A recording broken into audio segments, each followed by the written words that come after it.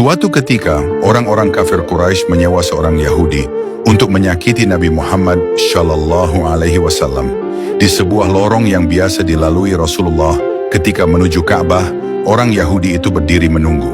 Saat Rasulullah lewat, ia memanggil beliau. Rasulullah pun menengok karena beliau tidak pernah mengecewakan siapapun yang memanggilnya.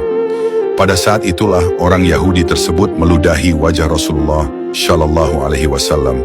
Namun Rasulullah tidak sedikit pun marah atau menghardiknya. Beliau tetap melanjutkan perjalanan dengan tenang. Keesokan harinya, Rasulullah kembali melewati jalan yang sama. Beliau tidak menyimpan dendam dan tidak pula berusaha menghindari jalan tersebut. Sesampainya di tempat itu, Rasulullah kembali dipanggil dan diludahi seperti sebelumnya.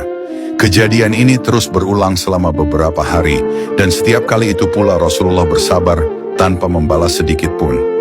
Hingga pada suatu hari Rasulullah melewati lorong tersebut, namun tidak mendapati orang yang biasa meludahinya.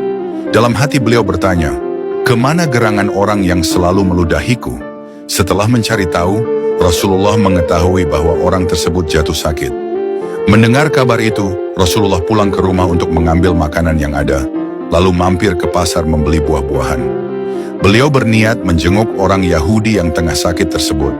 Setibanya di rumahnya, Rasulullah mengetuk pintu. Dari dalam rumah terdengar suara lirih. "Siapa yang datang?" "Saya Muhammad," jawab Nabi Shallallahu Alaihi Wasallam. "Muhammad siapa?" tanya suara itu kembali. "Muhammad Rasulullah," jawab Nabi dengan lembut. Ketika pintu dibuka, betapa terkejutnya orang Yahudi itu. Sosok yang berdiri di hadapannya adalah orang yang selama ini ia sakiti dan ludahi. Dengan heran ia bertanya, "Untuk apa engkau datang kemari?" "Aku datang untuk menjengukmu, wahai saudaraku, karena aku mendengar engkau jatuh sakit," jawab Nabi Shallallahu Alaihi Wasallam dengan suara yang penuh kasih. Dengan mata berkaca-kaca, orang Yahudi itu berkata, "Wahai Muhammad, ketahuilah bahwa sejak aku jatuh sakit, belum ada seorang pun datang menjengukku, bahkan Abu Jahal sekalipun yang telah menyewaku untuk menyakitimu.